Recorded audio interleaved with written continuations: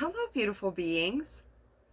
This is about my fourth time starting to re-record. So, ancients, will you please record this video for me? It's so funny how many times I can still try to do something and then I'll stop, like putting my hair up. You ever try to put your hair up over and over and it just won't do it? Finally, I ask for help. I ask them, please do this for me. And it goes right up. I'm not sure what that's about. What is that about, ancients? Why does it work like that? Why can't I just do it on my own?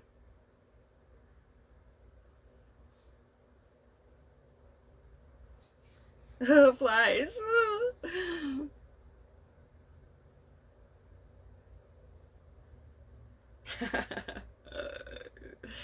If you could just do it on your own, you wouldn't need us. That's very true. But I know there's a little bit deeper answer to that. So, okay. So I'm really excited about this find. Yeah, it's really cool. It even smells like watermelon. And I did look up the price too, and it was very expensive. So, sorry, people. And this is a drawer that I don't normally look in too. And the ancients had me look in it, obviously. That I give them credit for everything because they are the divine to me. They are God to me. They're God coming through for me in a certain way that, because for a really, really, really, really long time, I used to beg God to give me an earthly visual of you. I need it. I need it so bad. I need to see you. Like, I need to actually be able to see you. I used to beg a lot. So I've realized over the years that that's why they gave me the ancients. That's one of the reasons that the divine gave me the ancients. Because it sure feels comforting having them around. But everybody has guides. We all have guides. There are no exceptions to that. We all have guides, and no, they're not, what is that, malevolent, like bad guides. You know, people do have energy attachments and maybe some not good two spirits around them because of where they're at in their life, habitually. Not if you worry about stuff, nothing like that. It's more like a what is it, ancients? When are people more likely to? Well, they don't even try to have a positive attitude. They're just in it. They're 100% unconscious. That's what it is. And the 100% unconscious amongst us, oh, bless them. They are operating at such a low vibration that they tend to attract much lower. Well, they're saying, because I just asked them why is that, even though it seemed like it would be obvious. They have more, they're more easily manipulated because they are deeply in fear, and they are desperate. They're desperate. They'll put aside any niggling, oh, I shouldn't do that, because of fear of not having. Well, we're talking about major addictions here. Those are the ones that have the worst attachments. So, unless it's an addiction of like medication that a person has had to take for most of their life, or a big part of their life, that's not in the same category as this other type of addiction we're talking about. So, several weeks ago now, it could have been a month, I wrote a really sweet letter to my neighbor on my left. I only have one neighbor. Nobody's on my right except cabin D, but it's the whole back side and there's no windows. I have so much privacy here. I literally have the best spot. I know I've said this.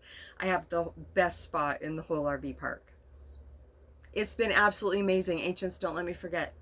It's been absolutely amazing over the last, I think, 5 years when I first landed at the RV park here. Well, that's not the first time I landed here, but about 5 years ago, I landed here with my tiny home before I had painted or anything in here. And I was in a spot like right so close to other people, and that felt very agonizing to me. I felt watched. Well, we're watched here, and but it doesn't bother me anymore at all. I don't even think about it. But when I first landed here, that was like 5 years ago, so I have shed a lot since then, a lot of useless mental activity. So in the progression, I've moved spots, and I've got to stay in two of the cabins here, winter in each cabin. So that was a huge sign to me that my vibe was rising. And then I left the RV park for a while, and I went and stayed on Moonstar's property for a summer, and then I came back here in October. And when I called, let's see, yeah, I moved here back in last October, but I had gotten a hold of them. I stopped by here and I said I want to put my name on the list for a long-term spot. And okay, yeah, cool. Should be around October. So that was fine with me, and I had already said, okay, well, I want such and such spot because it was on the phone and I didn't have a really good visual. And so I had my spot secured. And then I called back for some reason. I don't remember what it was. And I started asking more about what's that other spot that's open right now, or that will be open when the workers leave. And she said, well, it's right beside cabin D. I was just like, are you kidding me right now? Are you kidding me? There used to be a whole trailer house here, skirted. I mean, they lived here for a very long time in this spot, and people were like, "Oh my gosh, that's the best spot in the whole RV park," and that's my point of attraction. Is on the phone that day, unbeknownst to myself, I was getting the very best spot. Wow. So, yeah, of course I got this spot because that's what I attract is the very best of everything and everyone. So, and this, I mean, what a gift that is. Yeah. So, I mean, if they do claim it, I don't think they will though. People have never ever claimed makeup, which they leave very rarely. But if somebody does claim it, I will not have used very much at all. My face isn't very big. So, thank you, Ancients. Several weeks ago. No, Ruby, no! I wrote a really nice letter to my neighbors. They just got home on the left here.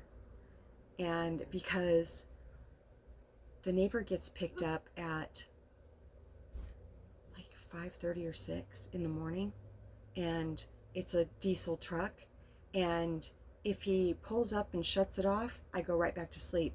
But if he pulls up like he normally does and leaves it running the entire time, 20 minutes easily minimum that he sits there. And so it's been a really good practice for me to remain present, even whatever my body's doing, because once I realize that that truck has woke me up, my heart starts pounding really hard, because it's a little bit anxiety inducing for me, because I realize I'm now awake.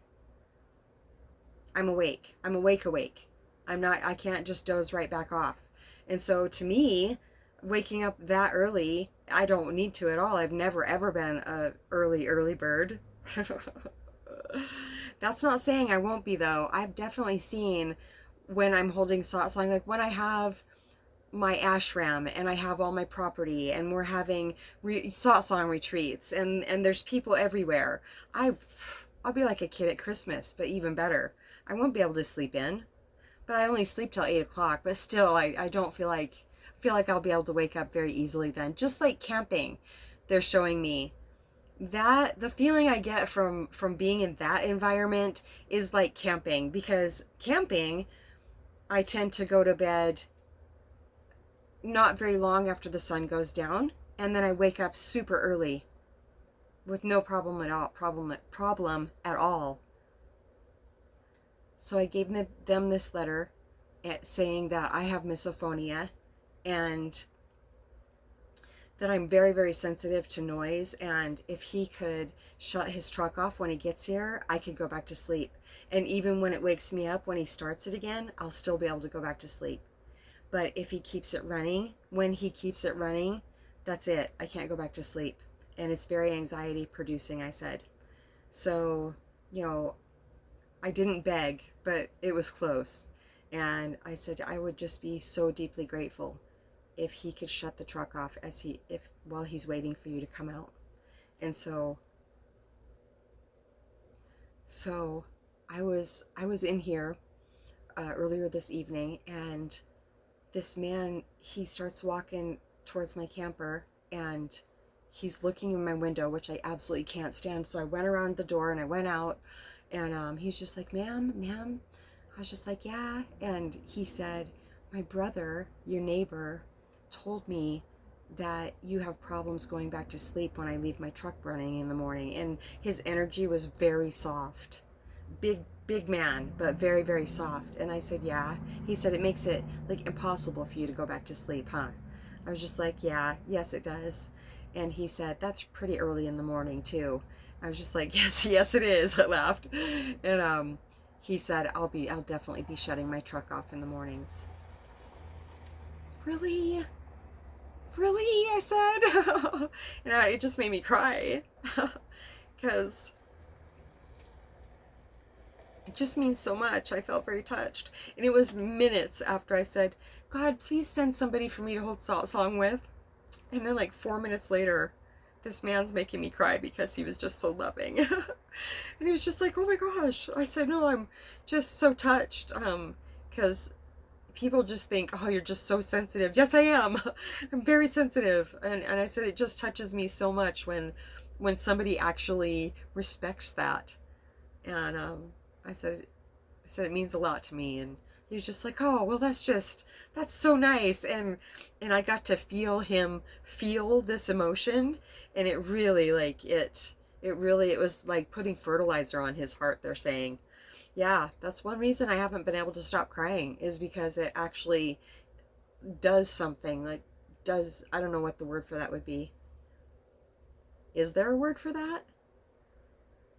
The energy of how my energy touches somebody else when I'm crying like that. It's a heart opener. They've always said that. It's a heart opener. When I used to cry because I couldn't stop myself from crying. When I used to whine about it. It's a heart opener. They've been saying that for so long. And the only answer I ever got also from giving birth to all 3 of my daughters with 0 painkillers. I was just like, why did I do that? And they have always said, so you will know how strong you are. It's true. And as far as women having a higher pain tolerance, I've realized, and not very long ago, I never really understood what a high tolerance for pain was, because pain still really hurts.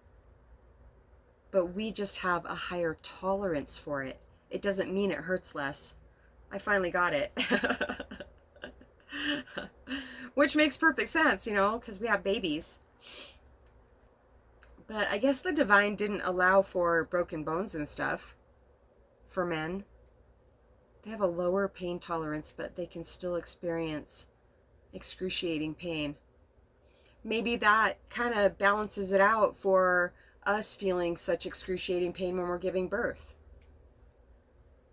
But we were given a higher pain tolerance because we give birth. Okay, yeah, it all makes sense now. I love thinking about things I've never really thought about before, and asking the ancients for deeper clarity, because they always have it. So I won't get woke up in the mornings anymore. I mean, I'll wake up, but I'll go right back to sleep. Ancients, is there anything else we want to talk about? 174 subscribers.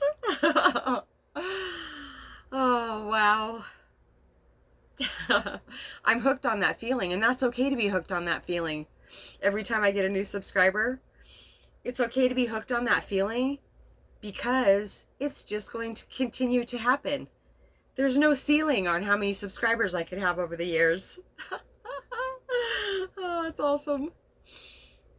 I've been trying to do a lot better at not, like, sniffing my nose as I'm recording videos. The ancients are actually reminding me, because one of my last, not my, like, fourth or fifth video ago, I was really doing that bad, because I'd been crying, and I almost didn't upload it, but they're just like, don't you dare. They've said that so much over the years. Don't you dare erase that. You're posting that. Do it. It'll just be more useless personal identity to shed. Oh. Some of them I have uploaded. I had to really work at not thinking about it anymore, because it just felt very embarrassing. None of it's embarrassing to me anymore, except like, doing the snot thing, because I don't want to gross people out. I don't want to be a repellent. I know how hard it is to stay on one video for any length of time, especially when somebody's just talking. But people don't realize that it's not just me sitting here. It's funny, when I start recording a video, my nose doesn't start itching necessarily right in the beginning, but at some point it seems like during the video my nose will start itching. They only say it's the effervescence. Well, what is the effervescence?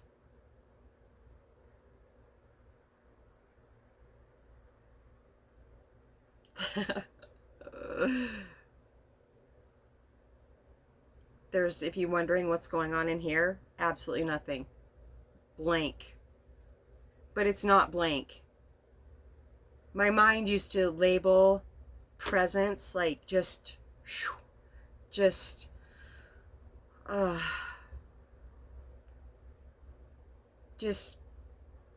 yeah.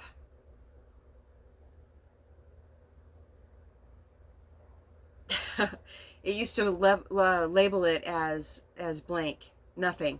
Nothing. You are nothing. There is nothing. I went through that for a while. I didn't know if I was going to get able to overcome that one. Those thoughts were so strong. All the way through the ascension process, ancients, don't let me forget. I'm waiting for an answer. And don't let me forget about what? Effervescence. Okay. All through my ascension process. Oh my gosh. I think it's stronger in the very beginning. But there are much lower energies coming in to pull us off of our track, to keep us from ascending. So, yeah, be warned about that. And the ones that first started coming in for me, when I had my remembering experience, it was people that I thought had been friends for my whole life, things like that. And the person that had been married to for 10 months, I left him 3 days later after my remembering experience. 3 or 4 days. It wasn't a full week, that's for sure, because once I remembered who I actually am, that I'm not this person, like I had the full remembering experience of that, and have been shedding and ascending for the last almost 11 years and 3 months in active labor. Because the remembering experience is a lot like having the waters broken as we're giving birth. It really, really accelerates things. So all along the way, and I think it will continue, but the difference now, when lower energies try to come and take my attention away from who I really am, distract me, the rock in the bush, I am more aware that can happen now. I'm just more aware. I do this because it feels like I'm standing in the back of this physical form now, looking out of my eyes. I am so much more aware of everything as every day goes by. I'm more in my natural state of being, more effortlessly. So I don't mind the work, though. I really, really don't. It's quite endlessly fascinating for me. Thank goodness it is, because I get to do the work with other people that are ascending, and help them give birth to themselves over and over and over again. So I think that's it for now. Is that it for now? Oh, the effervescence. Is there more to it? Like, what is, you say it's the effervescence. That's why my nose tickles when I record videos. But what exactly is the effervescence? They're showing me that it happens to every channeler.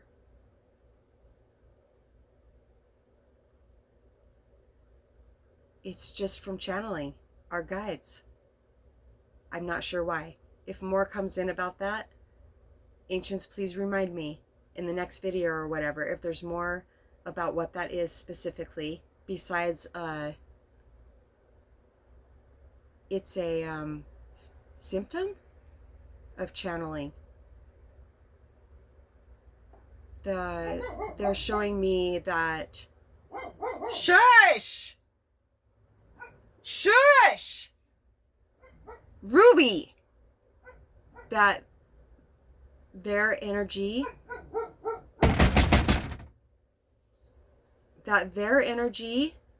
is,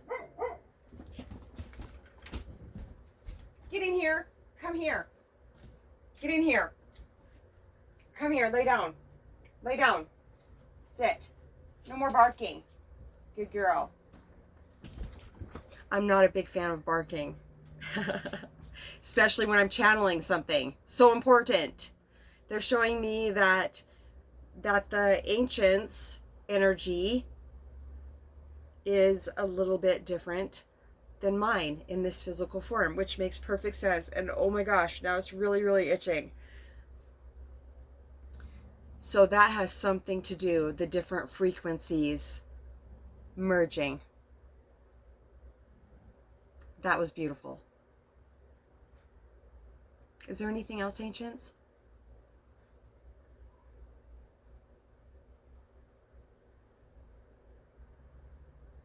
songwithmamag@gmail.com. That was so sweet of you to ask about Ocean. I told her. She's just like, oh, wow. It seems weird to me that somebody's actually asking about me. Yeah, I said, well, I talk about you. She watches all my videos. She says she's my #1 fan. Well, she is. I said, well, you know, people hear me talk about you. You're just, you know, so wonderful and so sweet and precious. Yeah. So it really touched her. Okay, that's it. We love you so much.